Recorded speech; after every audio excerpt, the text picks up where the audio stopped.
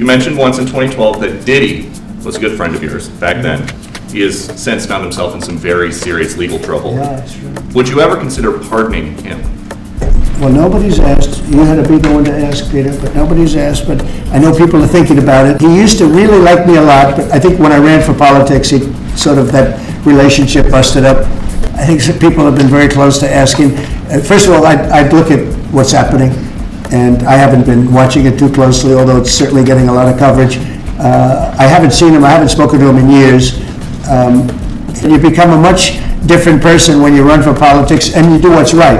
I could do other things, and I'm sure he'd like me, and I'm sure other people would like me, but it wouldn't be as good for our country. As we said, our country's doing really well because of what we're doing. So it's not a popularity contest. So, I don't know, I would certainly look at the facts. If I think somebody was mistreated, whether they like me or don't like me, it wouldn't have any impact on me. Sean Diddy Combs has been one of the most influential figures in the music and entertainment world for decades.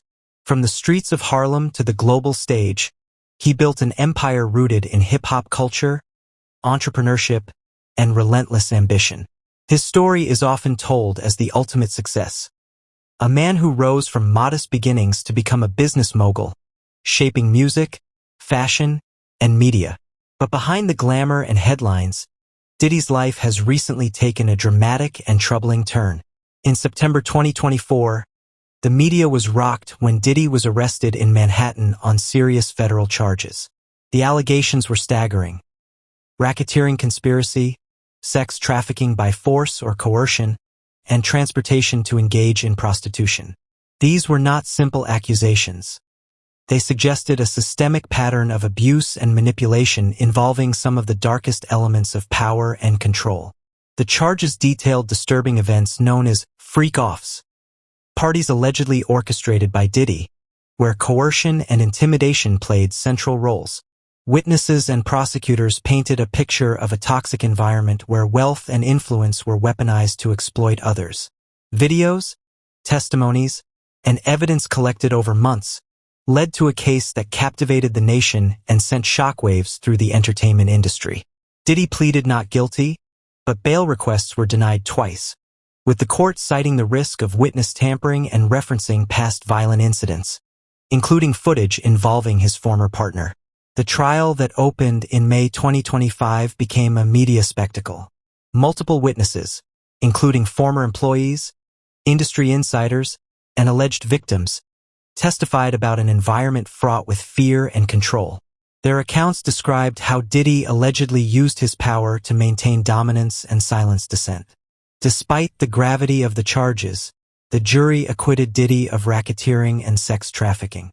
However, he was convicted on 2 counts related to transportation to engage in prostitution, a violation under the Federal Mann Act. Each count carries a potential maximum sentence of 10 years, placing Diddy at risk for up to 20 years behind bars. Currently, Diddy remains detained at the Metropolitan Detention Center in Brooklyn, awaiting sentencing scheduled for October 3, 2025. Legal analysts predict a sentence between 3 to 5 years, but the judge has the discretion to impose the maximum. His defense team is pursuing appeals and motions to overturn the convictions, arguing the encounters were consensual and that the law was misapplied. They have also proposed alternative sentencing options such as home confinement and rehabilitation programs. Amid this turmoil, a new element emerged: the possibility of a presidential pardon. Reports surfaced earlier this year that Diddy's legal representatives had reached out to former President Donald Trump about clemency. Trump's response was cautious. While acknowledging a past friendship, he noted that Diddy's public criticisms during his presidency complicated any potential pardon decision. This interaction highlights the complex interplay between personal relationships, politics, and legal processes. This case is not simply a celebrity scandal. It is a reflection of broader themes about justice, power, and influence in modern America. It raises essential questions about whether fame offers immunity or intensifies scrutiny, how political considerations can shape legal outcomes, and the role of public image in navigating the justice system. For decades, Diddy has represented more than just a musician or businessman. He symbolizes the potential for transformation and success for marginalized communities. His rise inspired many, and his philanthropic work has supported education and empowerment programs. However, these contributions are now weighed against serious legal convictions, leaving the public divided. The entertainment industry has also felt the ripple effects. Partnerships have been paused, sponsorships reconsidered, and projects delayed or canceled. The once celebrated figure faces a future clouded by uncertainty. Yet, even behind bars, sources say Diddy remains active, mentoring fellow inmates and working on rehabilitation initiatives. Public opinion is deeply polarized.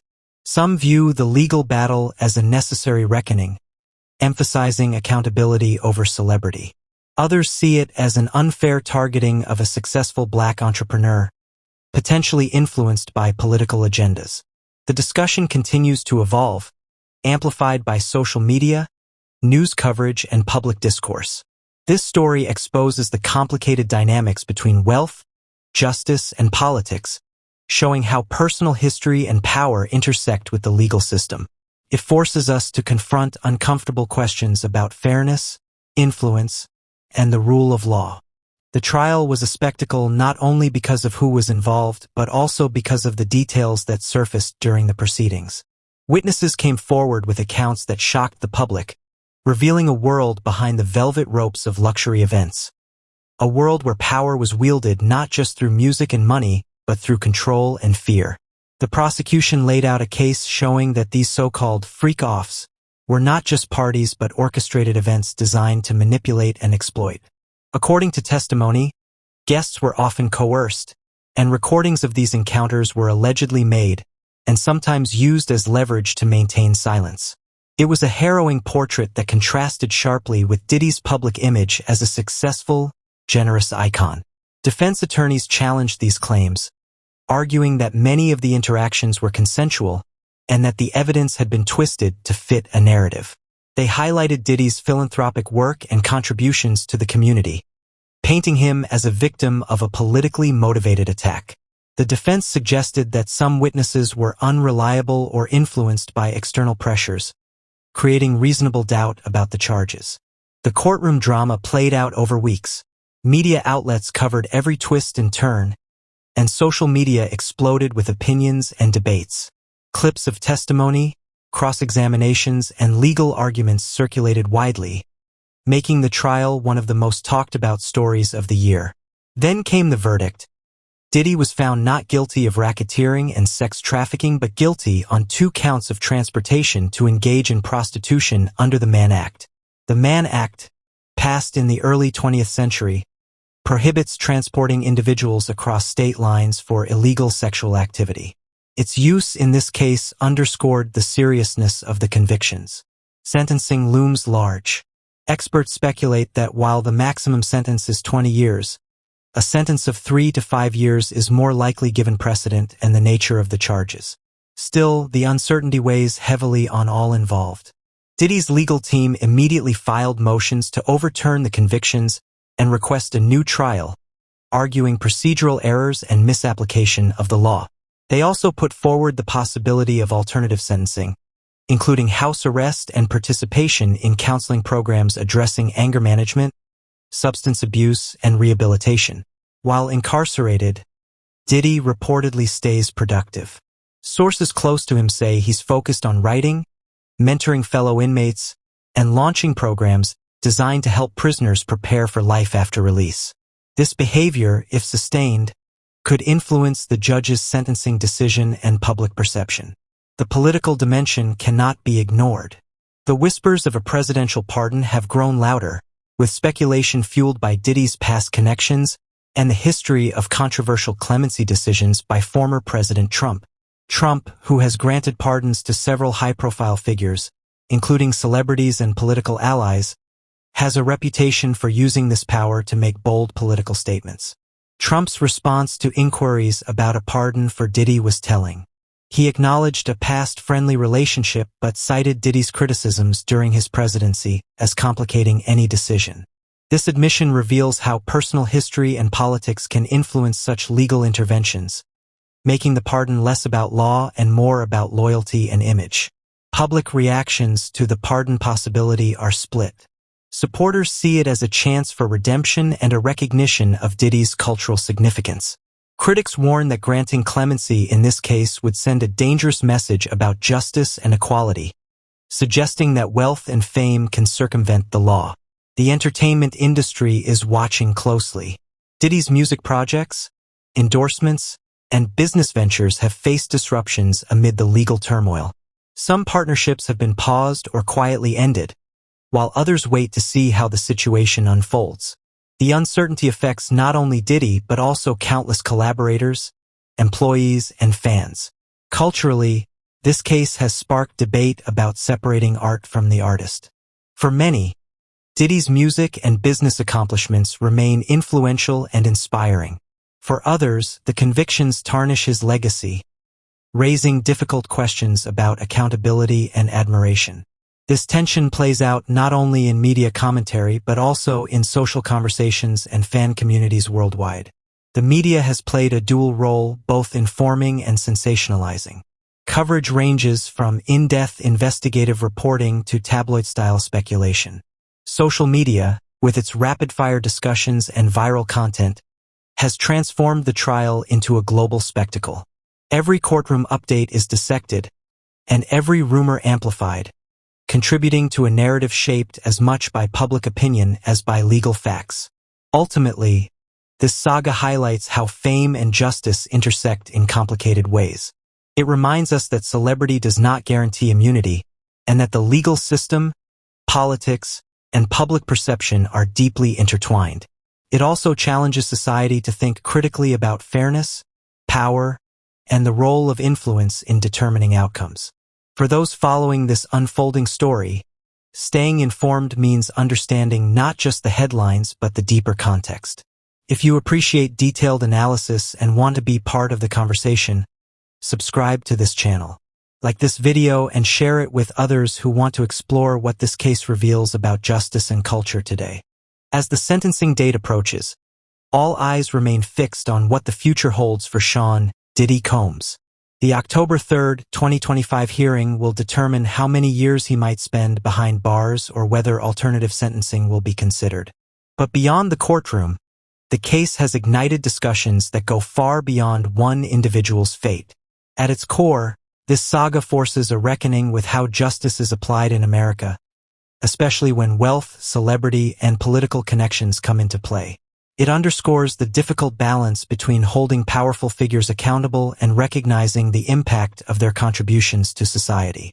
Diddy's supporters argue passionately that his philanthropic efforts, such as funding scholarships, supporting Black-owned businesses, and creating opportunities for underprivileged youth, should factor into any legal consideration.